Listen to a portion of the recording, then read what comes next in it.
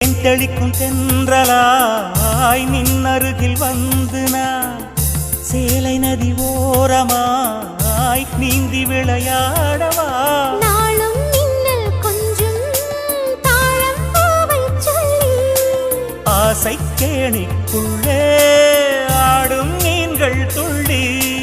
கட்டிலும் கால்வலி கொள்ளாதோ கைகளை கீறியதோ செம்பூவே